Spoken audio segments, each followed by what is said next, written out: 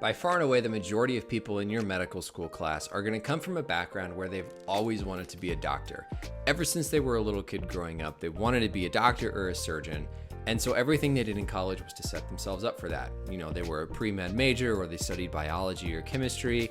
They were involved in all kinds of active pre-med clubs.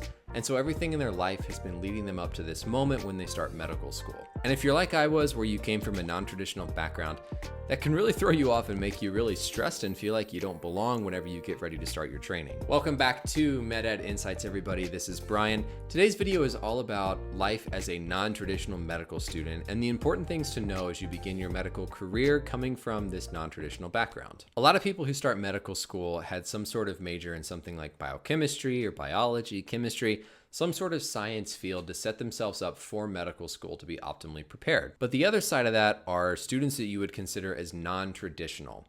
So a non-traditional student is anybody who didn't come from that standard background. Typically, this means people who could either be older in age whenever they decide to start medical school, they came from some different background where they had a career beforehand, or they had a degree in college that wasn't really intended to be used for medical school. And there's always a handful of people like this in your class. There's always somebody who's older than you are because they decided to make medicine a second career, or there's someone who has a very different background in terms of what they studied in college. So if you're a non-traditional medical student getting ready to start off, this video is for you. We're going to talk about what you should be prepared for and what you can expect as a non-traditional student. Now, I personally was a non-traditional student. I studied engineering in college and actually started college with zero intention of ever becoming a doctor.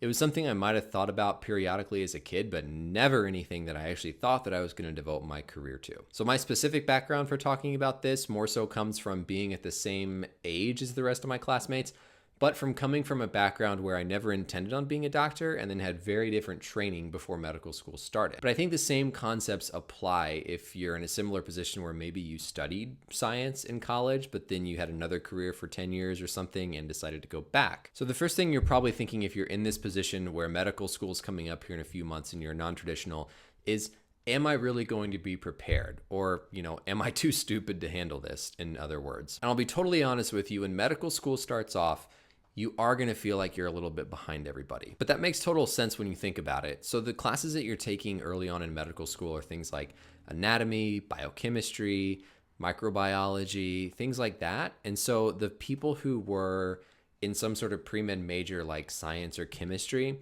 have had more background experience than you have for someone who is like an engineer and only took the bare minimum to get into medical school. So those first few weeks, you're going to feel like you're behind. It's early enough that the students who have had those courses before are going to know some of the basic information, and you're going to be totally honest, feel like you're not quite up to it and that you don't know as much as your classmates. And that's true. You don't know as much as your classmates, and you have to accept that in the beginning, because if you try to fight it, you're going to really get frustrated and do worse overall. But the nice thing is that quickly goes away. So I'd say in my experience, after the first 3 weeks, month or two, it felt like we were all on the same page. That initial advantage that I felt like the rest of my classmates had who came from a traditional background had completely gone out the window, and I felt like we were all caught up on the same page. But what didn't change, and what stayed with me and will stay with you as a non-traditional student, is those unique experiences that you've had will make you stand out in good ways from the rest of your classmates, both in medical school and then as you begin your career in residency and after that. And this is where the real advantage of being a non-traditional medical student comes into play. You have an entirely different set of skills and experiences that 90% of your classmates don't have, and that 90% of your future colleagues won't have either. And this can really make you a more well-rounded physician and really set yourself apart in however you choose. For example, as an engineer, I was more so taught how to problem solve and do critical thinking throughout college, as opposed to kind of the rote memorization that more people get with science courses. Now, that doesn't mean that people in science courses don't know how to think critically and analyze stuff, but that's sort of the core foundation of engineering. And so I felt like I had that advantage because whenever I'm faced with a problem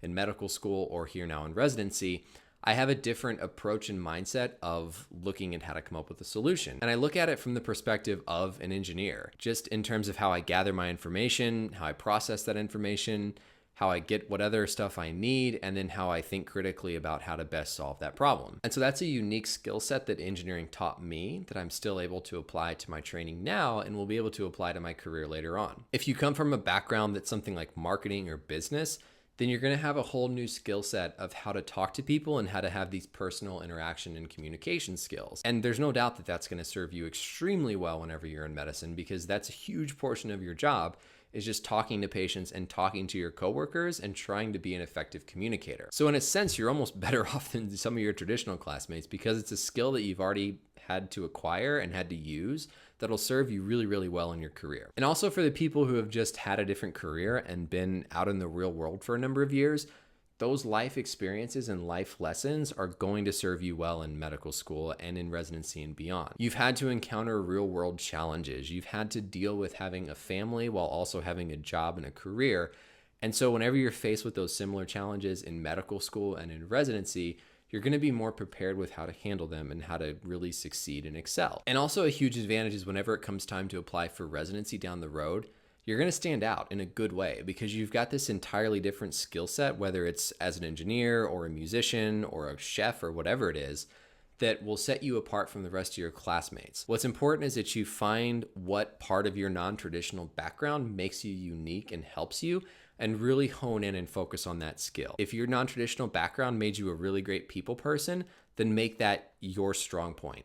If it's like me and it was with problem solving and critical thinking, really find that area for yourself and learn how to shape it within the context of medicine to serve you better down the road. So yes, if you're a non-traditional student getting ready to start medical school this year, it's gonna be kind of hard at first. There's no getting around it. You're gonna feel like you're behind everybody. You're gonna feel like you don't belong, but that gets better. Within a number of months, you're gonna feel like you're caught up to everybody. You're gonna feel like you're on the same page. But what's not gonna change is you're still gonna have that skill set that you learned in your other profession or in your other training that's gonna continue to serve you well through medical school and beyond. So don't get discouraged. Have pride in your non-traditional background and learn how to use those unique skills and experiences to your advantage when it comes to succeeding in medical school and then taking care of patients and treating people as a doctor. Thank you for watching this video, everybody, as we talked about non-traditional backgrounds and how it can affect you and help you in medical school and training. Don't forget to subscribe to the channel over here if you like watching these videos. Comment below. It's always fun to hear what kind of non-traditional backgrounds people had, stuff that'll really surprise you, so I'd be interested to know more about that. And always let me know if you have any thoughts or ideas for future videos or things you'd like me to talk about, and we'll talk next time. Thanks, everyone.